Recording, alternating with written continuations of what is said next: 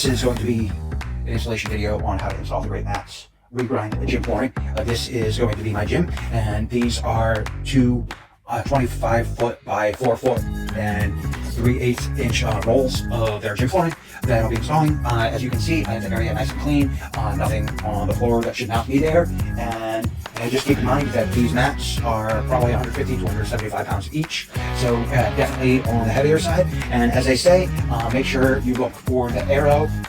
This side will go down, so that makes it pretty easy, because you can just place this side right up against the wall, which is going to be down there, and you can unroll it, and then it needs to sit for 24 hours at least, so that it can acclimatize and start to flatten out on its own.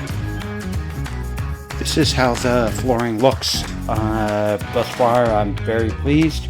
The seam is not very obvious.